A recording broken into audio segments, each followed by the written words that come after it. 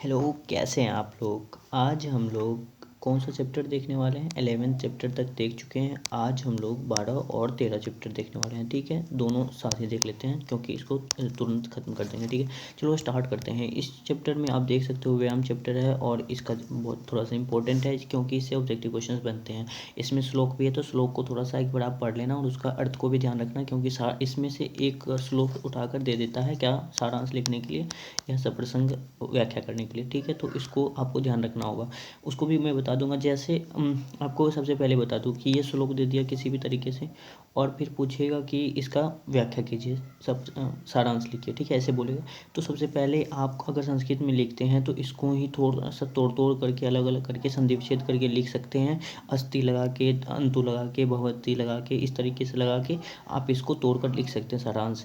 सबसे पहले आपको थोड़ा सा चैप्टर का नाम दे देना है कि यह जो है श्लोक हिंदी में करते हैं तो व्यायाम चैप्टर से लिया गया है और इस व्यायाम चैप्टर को किस बुक से लिया गया तो उसको भी ध्यान रखना है। सुश्रुत संहिता से लिया गया है, सुश्रुत संहिता से लिया गया है।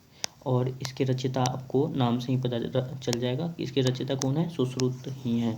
तो ये ध्यान रखना कि व्यायाम चैप्टर किससे लिया गया, सुश्रुत संहिता से, और इसके रचयिता कौन है, सुश्रुत है।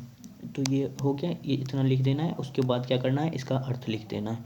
ठीक है, अगर संस्कृत में होता है तो संस्कृत में ही इसको तोड़ तोड़ करके संधि विच्छेद करके अलग अलग करके सारांश लिख देना है। बस उतना कर दोगे तो आपको मिल जाएगा, जिसको आप हो जाएगा। इतना हो गया। ठीक है, चलो अब स्टार्ट कर लेते हैं इसको क्या कहना चाह रहा है।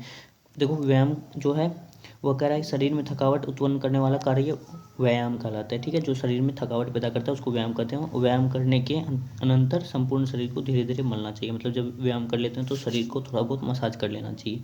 उसके बाद बोला कि सेकेंड वाला, व्यायाम करने से शरीर को सम्यक पुष्टि, कांति, अंगों का सुंदर गठन, पाचग्नि में वृद्धि, आलस्य का न होना, स्थिरता, लघुता और शारीरिक शुद्धि होता है। व्यायाम जो भी करता है उसका शरीर बहुत अच्छा सुंदर दिखता है और हुष्ट पुष्ट बाल बन जाता है। और उसके बाद उसके पास आलस्य नहीं आएगा और स्थिरता आ जाएगी, लघुता नहीं होगा और शारीरिक बुद्धि का विकास होगा, शुद्धि होगा।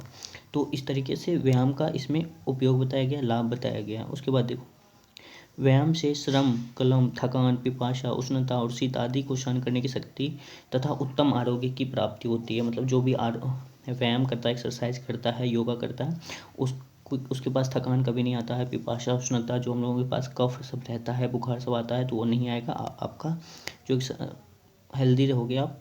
बस यही कहना चाह रहा है कि व्यायाम करना चाहिए। उसके बाद देखो, स्थूलता को न्यून करने के लिए व्यायाम के समान दूसरी कोई वस्तु नहीं है। स्थूलता जो कि आपका मोटापापन है, उसको कम करने के लिए व्यायाम के अलावा कोई और उपाय नहीं है। आजकल इलेक्ट्रिसिटी वाला सब बेल्ट आ गया है तो वो सब यूज मत करना चाहिए, ये व्यायाम करना चाहिए। ठीक है, व्यायाम करने वाले व्यक्ति को शत्रु भी भय के कारण पीड़ा नहीं पहुंचाते हैं। तो ये व्यायाम का व्याख्या करना चाह रहा है कि व्यायाम कैसे करना चाहिए और उसके लाभ क्या है। व्यायामशील मनुष्य के ऊपर वृद्धावस्था सहसा आक्रमण नहीं करती है। जो व्यायाम करता रहता है उसके ऊपर अचानक से वृद्धावस्था, जो बूढ़ापन आ जाता है, बाल पक जाता है, तो वो सब नहीं आता है। व्यायाम करने वाले की मांसपेशियां सुदृढ़ होती है। तो ये सब ध्यान रखना है कि व्यायाम जो करता है उसका मांसपेशी सब मजबूत रहता है।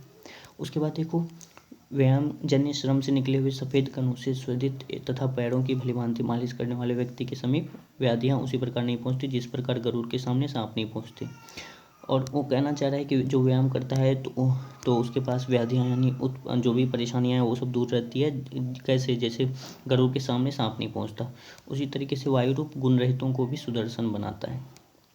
मतलब आपके चेहरे पर चमक ला देता है। उसके बाद नित्य व्यायाम करने वाले व्यक्ति का विरुद्ध अल्प पाक युक्त अथवा अपक्व और अम्ल भोजन भी दोष रहित संपूर्ण रूप से पचता है। जो हम लोग खाना खाते हैं जो पूरी तरीके से पचता नहीं है, फास्ट फूड खा लेते हैं तो फैटी सब्सटेंस खा लेते हैं, तो अगर हम योग करते रहेंगे, व्यायाम करते रहेंगे तो संपूर्ण रूप से पच जाएगा। ठीक है, उसके बाद इसमें क्या कर रहे हैं, नेक्स्ट वाला देखते हैं। बलवान तथा स्निग्ध आहार करने वाले व्यक्ति के लिए व्यायाम सदा हितकारी है। उसके लिए शांत एवं वसंत ऋतु में उसका सेवन अत्यंत लाभदायक बताया गया है। तो इसलिए आपको शुद्ध आहार, बलवान जो बनना चाहते हैं, शुद्ध आहार, सुबह सुबह चना, ये सब खाना चाहिए जो भी व्यायाम कर रहे होते हैं, ये बता रहा है उसमें। उसके बाद देखो, अथवा हित चाहने वाले मनुष्यों को सभी ऋतुओं में प्रतिदिन आधी शक्ति के अनुकूल व्यायाम करना चाहिए। मतलब किसी भी मनुष्य को जो भी हैं अपने बल के अनुसार से उसको कम से कम आधा तो व्यायाम करना ही चाहिए। ठीक है, जितना आपके पास समय हो उतना करना चाहिए। ये कहना चाह रहा है। अन्यथा इसका घातक प्रभाव पड़ता है। अगर आप बीच में जो 1 दिन किए 2 दिन नहीं करेंगे, 1 दिन कर लिए फिर 2 दिन नहीं करेंगे, तो इसका बहुत ज़्यादा परेशानियों का भी सामना करना पड़ सकता है। इसलिए कंटिन्यूअस आपको करना पड़ेगा। व्यायाम करते हुए मनुष्य को हृदय से स्थिति वायु जब मुंह में आने लगे तो बलार्ध समझना चाहिए। जब बोल रहा है कि हृदय में स्थित वायु जब मुंह में आने लगे, मतलब जब हम लोग पूरी तरीके से हाँफने लगते हैं तो हृदय का जो भी वायु रहता है वो मुंह में अपने आप आ जाता है, तो उसको क्या बोलते हैं? बलार्ध। तो ये था। उसके बाद नेक्स्ट वाला कोई और भी है क्या? तो और है यहाँ पर, वायु, बल, शरीर, देश, काल और आहार का विचार करते हुए व्यायाम करना चाहिए, अन्यथा रोगोत्पत्ति की संभावना रहती है। इन सभी चीज़ों को ध्यान में रखना चाहिए, तभी व्यायाम सफल होता है। वायु मतलब फ्रेश हवा लेना चाहिए, जो भी आपका शक्ति है उसको लगा रहे हैं, शरीर सबका ध्यान रखना चाहिए, बात नहीं करना चाहिए व्यायाम के दौरान, समय का ध्यान रखना चाहिए कि कभी भी स्टार्ट नहीं कर देना है, फिर खाना का भी ध्यान रखना है, ये सब व्यायाम में रखना है। चलो उसको क्वेश्चन देख लेते हैं। कीदृशम कर्म व्यायाम संगीतम कथ्यते। व्यायाम किसको कहा गया है? तो जो शरीर में थकावट पैदा करे उसको व्यायाम कहा गया। तो शरीर्या सजननम कर्म व्यायामात् किम उपाज्यते। व्यायाम से क्या क्या फायदा होता है? व्यायाम से श्रम, क्लम, विपाशा, उष्ण, शीतादिना, सहिष्णुता, आरोग्य उपजायते, मतलब ये सब दूर हो जाता है व्यायाम करने वाले से। उसके बाद नेक्स्ट देखते हैं कि जरा कश्य सकाशम सहसा न समाधि रोहती, यानी किसके ऊपर जो वृद्धा अवस्था होता है वो सहसा आक्रमण नहीं करता है, किसके पास? जो व्यायाम में अविरत रहता है, यानी व्यायाम में संलग्न रहता है। उसके बाद देखो कि यथा बलेन व्यायाम कर्तव्य, कितना व्यायाम करना चाहिए? आपको बताया कि जितना बल है उसके आधा में, तो यानी प्लस्यार्धेन बलेन, जो बल है उसके आधा करना चाहिए व्यायाम। उसके बाद नेक्स्ट क्वेश्चन देखो कि कहाँ से लिया गया है, तो आप नेक्स्ट क्वेश्चन वही है ना, कहाँ से लिया गया है? तो सुश्रुत संहिता से लिया गया है। और उसके रचयिता कौन है? तो उसके रचयिता आचार्य सुश्रुत हैं। ये था कुछ क्वेश्चन, और कुछ क्वेश्चन यहाँ से देख लेते हैं। यहाँ देख लो कि कस्मात् ग्रंथात् कहाँ से लिया गया व्यायाम? तो सुश्रुत संहिता से लिया गया है। और उसके लेखक कौन? आचार्य सुश्रुत है, वो भी ध्यान रखना। उसके बाद शरीर को थकावट पैदा करने वाला काम कौन है? तो व्यायाम है। उसके बाद कस्य मांसम स्थिरी भवती, मतलब किसका मांसपेशी मजबूत रहता है?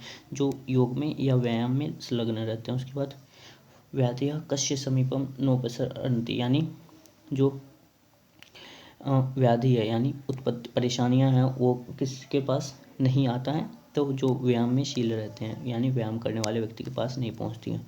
उसके बाद व्यायाम कुर्वतः विदग्धम किम परिपच्यते, यानी जो हम लोग बोले कि अपच खा लेते हैं या फैटी सब्सटेंस खा लेते हैं, तो ऐसा भोजन, अचपचा भोजन या फास्ट फूड वाला भोजन खाने से व्यायाम का पच जाता है, व्यायाम जो करते हैं उसका पच जाता है। तो वो भोजन मतलब अल्प, जो पूरी तरीके से पका हुआ नहीं है भोजन, वो भी पक जाता है, ऐसा कहना चाह रहा है।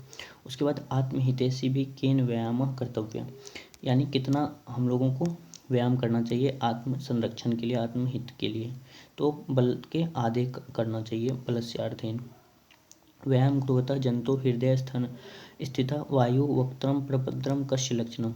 यहाँ पे बताया था ना कि बलार्ध कहा जाता है उसको। तो वहाँ जब वायु हृदय का वायु जो है मुंह में आ जाए तो उसको प्लस्यार्ध कहते हैं या बलार्ध कहते हैं। उसके बाद हो गया। तो ये सारा था ऑब्जेक्टिव क्वेश्चन। कितना मिनट हो गया? 8 मिनट हो गया। चलो नेक्स्ट क्वेश्चन, नेक्स्ट भी देख लेते हैं। इस चैप्टर में क्या बताया गया है? इस चैप्टर में देखो चाणक्य चंदन दास का संवाद है इस चैप्टर में। इस चैप्टर को कहाँ से लिया गया है? तो इस चैप्टर को कहाँ से लिया गया है, चलो इसको देख लेते हैं थोड़ा सा। इसमें ज़्यादा आपको समझना नहीं है, इसमें संवाद ही है। और यहाँ से आपको कुछ क्वेश्चंस ही मैं करा देता हूँ।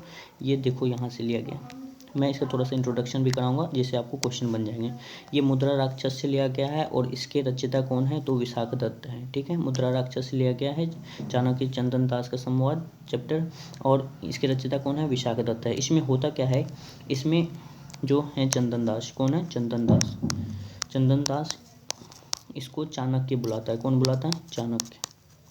इसके बीच में संवाद चलता है और चाणक्य को पहचानते ही होंगे, ये चंद्रगुप्त के गुरु थे, चंद्रगुप्त के कूटनीतिज्ञ थे, बहुत बड़े राजनीतिज्ञ थे और अर्थशास्त्र के रचयिता भी थे चाणक्य। तो ठीक है, इतना ध्यान रखना है। उसके बाद क्या होता है कि चाणक्य जो है, चाणक्य चंदन दास को बुलाकर आरोप लगाता है क्या, कि जो चंद्रगुप्त से पहले राजा हुए करते थे, नंद राजा या नंदवंश के जो भी राजा थे, उसके मंत्री को छुपा कर रखा है, उसके मंत्री को छुपा कर रखा है। कौन? चंदन दास। ये तो आरोप। तो वो क्या चाहते थे चाणक्य कि ये मंत्री को पकड़कर किसका मंत्री बना दे, चंद्रगुप्त का मंत्री बना दे। तो ये चाहता था चाणक्य, तो इसलिए उसको बुलाया गया था, उस पर आरोप लगाया था। तो ध्यान रखना है बस इतना ही इंट्रोडक्शन वाला पार्ट कि इस चैप्टर में चंदन और चाणक्य का संवाद होता है। इसमें चंद्रगुप्त नाम का राजा होता है और मगध के राजा हैं वो। और उसके बाद इसमें नंदवंश को समाप्त किसने किया था, चंद्रगुप्त ने समाप्त किया था। और जो चाणक्य किसके गुरु होते हैं, चंद्रगुप्त के गुरु होते हैं। और जो श्रेष्ठी होता है चंदन दास कौन होता है, श्रेष्ठी होता है। तो चलो इसको चैप्टर से क्वेश्चन से ही समझते हैं। देखो क्वेश्चन क्या, क्वेश्चन आपको समझ में आ जाएगा। देखो चंदन दास कौन थे, तो श्रेष्ठीन थे, पाटलिपुत्र के श्रेष्ठी थे, इतना ध्यान रखना। उसके बाद देखो चाणक्य कौन था, तो चाणक्य कौन था, चंद्रगुप्त के गुरु थे और एक महान कूटनीतिज्ञ भी थे, राजनीतिज्ञ भी थे, ये भी लिख सकते हैं।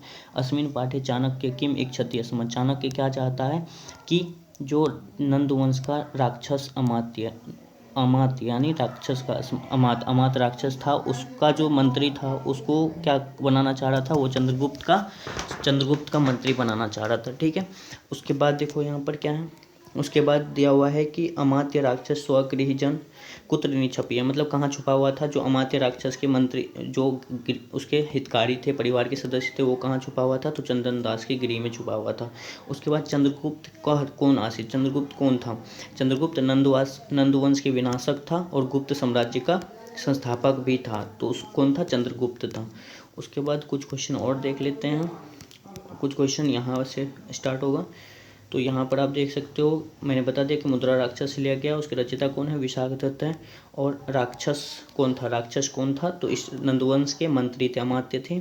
और पाटलिपुत्र का श्रेष्ठी कौन था, चंदन दास था, ये ध्यान रखना। उसके बाद चाणक्य राक्षस कस्य अमात्यम कार्यतुम वांछति, चाणक्य जो चाहता था वो राक्षस किसका मंत्री बनाना चाहता था, चंद्रगुप्त का मंत्री बनाना चाहता था। उत्पादः शंकनीय इति, मतलब शंका उत्पन्न हो रहा है, यह किसका चिंता था, चंदन दास का शंका था। उसके बाद देखो चंदन दास के घर में कस्य स्वजना, किसका स्वजन थे, छिपे हुए थे, तो राक्षस नाम ही बताया गया इसमें। और शिवी इसमें नहीं बताया गया, लेकिन ये ध्यान रखना कि शिवी जो थे वो परोपकारी राजा, जिन्होंने कबूतर बाज को अपना शरीर काट कर दान कर दिए थे कबूतर के बदला में। तो ये था चैप्टर, होप आपको समझ में आ गया होगा। नेक्स्ट बार में नेक्स्ट चैप्टर देख लेंगे और यहाँ से फिर आपको समझ में आ जाएगा। ठीक है, थैंक यू सो मच।